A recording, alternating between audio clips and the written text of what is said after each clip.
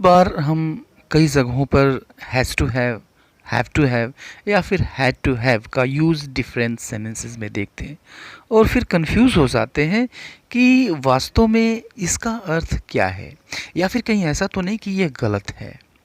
तो आइए इस वीडियो में हम जानेंगे कि इस तरह के एक्सप्रेशंस, ये जो एक्सप्रेशन है इसका अर्थ क्या होता है, ये किस तरह के सेंटेंसेस में यूज़ होते हैं, यह वास्तव में सही है तो फिर कैसे सही है। तो आइए वीडियो को शुरू करते हैं। हम हैज़ टू प्लस वर्ब की फर्स्ट फॉर्म या फिर हैव टू प्लस वर्ब की फर्स्ट फॉर्म या फिर हैड टू प्लस वर्ब की फर्स्ट फॉर्म ये देख चुके हैं, हम इसका यूज़ जानते हैं और यह भी जानते हैं कि इसको हम वैसे सेंटेंसेस को बोलने के लिए यूज़ करते हैं जिनसे कंपल्सन का बोध होता है या फिर जो चीज़ें कंपल्सरी होती हैं, ज़रूरी होती हैं। जैसे हम कहते हैं यू हैव टू डू, यानी तुम्हें इसे करना है, मजबूरी है, करना है तो फिर करना है, कंपल्सरी है। या फिर हम ये कहते हैं कि सी हैज़ टू गो, यानी उसे जाना है, यह भी कंपल्सन है। या फिर हम ये कहते हैं कि सी हैड टू गो, यानी उसे जाना पड़ा, यह पास्ट का है। अब हम यहाँ आते हैं, यहाँ पर हम देख रहे हैं कि हैज़, हैव, हैड के बाद इन्फिनिटिव टू हैव का यूज़ हुआ है। तो आप जानते हैं कि हैज़, हैव, हैड के बाद यहाँ भी इन्फिनिटिव का यूज़ हुआ है।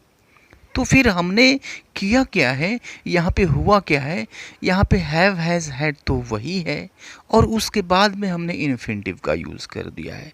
तो अब देखिए जहाँ पर इन्फिनिटिव का यूज़ होगा वह तो अपना अर्थ देगा। तो हैव का मतलब होता है लेना, खाना, पास होना या फिर रखना, यह भी होता है। आप जानते हैं कि जो बेस फॉर्म होता है वो होता है हैव, जो कि प्लूरल सब्जेक्ट के साथ यूज़ होता है, आई के साथ यूज़ होता है या फिर यू के साथ होता है। प्रेजेंट में यूज़ होता है। हैज़ यह सिंगुलर फॉर्म है, सिंगुलर सब्जेक्ट के साथ यूज़ होगा, प्रेजेंट के साथ यूज़ होगा। और हैड जो है यह पास्ट फॉर्म है। तो अब यहाँ पर देखिए कि यहाँ पे तो ये हो गया हैव, हैज़, हैड, ये वर्ब हो गया और इसके बाद टू प्लस वर्ब का जो फर्स्ट फॉर्म आया यानी टू प्लस हैव, यह इन्फिनिटिव की तरह काम करता है। तो निश्चित रूप से ये दोनों एक साथ हो सकते हैं। तो बस यहाँ पर यही है। अब इसका जो अर्थ है उसको समझना ज़रूरी है कि किस तरह के अर्थ देने वाले सेंटेंसेस के लिए हम यूज़ करते हैं। He has to have his own house, he has to have his own house, यानी उसके पास अपना घर होना ही चाहिए या फिर उसके पास अपना घर होना ज़रूरी ही है। तो अब देखिए कि ये बताता है कि कोई चीज़ कंपल्सरी है, ज़रूरी है, यानी यह होना ही चाहिए, कंपल्सन है, कंपल्सरी है। तो इस तरह के सेंस को एक्सप्रेस करने के लिए हम प्रेजेंट में हैज़ टू हैव का यूज़ करते हैं। सिंगुलर सब्जेक्ट है, हैज़ आया है, प्लूरल होता हैव आता। अब एक और सेंटेंस लीजिए, she has to have a laptop, she has to have a laptop, यानी उसके पास एक लैपटॉप होना ही चाहिए, कंपल्सन है, कंपल्सरी है। तो अब दोनों सेंटेंसेस में आप देख रहे हैं कि हैज़ का यूज़ हुआ और उसके बाद से हमने इन्फिनिटिव रखा जो कि बताता है कि पास में होना चाहिए, पास में होना ज़रूरी है। दूसरा एक एग्जाम्पल लेते हैं, you have to have experience to do this work, you have to have experience to do this work, यानी तुम्हारे पास इस काम को करने के लिए अनुभव होना ज़रूरी है, कंपल्सरी है, आवश्यक है, काम नहीं चल सकता, मजबूरी है, एक्सपीरियंस होना चाहिए। तो हैव टू हैव हमने यूज़ किया यहाँ पे। या एक और सेंटेंस देखते हैं, they have to have an internet connection, they have to have an internet connection, यानी उनके पास एक इंटरनेट कनेक्शन होना ही चाहिए, कंपल्सरी है, ज़रूरी है।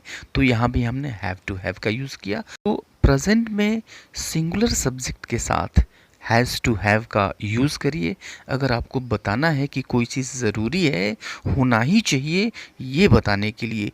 या फिर प्रेजेंट में ही प्लूरल सब्जेक्ट के साथ, आई के साथ, यू के साथ हैव का यूज़ करिए यह बताने के लिए कि कोई चीज़ आपके पास होना ही चाहिए, कंपल्सरी है, कंपल्सन है। पास्ट की तरफ चलते हैं। ये सेंटेंस देखिए, she had to have her meal on time, यानी उस समय पर उसे अपना भोजन ले लेना चाहिए था या फिर खा लेना चाहिए था। लिया नहीं उसने, ले लेना चाहिए था, खा लेना चाहिए था। तो अब यहाँ पे टू हैव का अर्थ हुआ ले लेना या फिर खा लेना। पास्ट में हैड टू हैव का यूज़ करिए कंपल्सन के लिए। या फिर एक और एग्जांपल देखिए, you had to have the keys with you, यानी तुम्हें चाबियां अपने पास ही रखनी चाहिए थी। तो पास्ट में हम हैड टू हैव का यूज़ करते हैं। अब यहाँ पे टू हैव का अर्थ है पास रखना, पास रखना चाहिए था, रखा नहीं।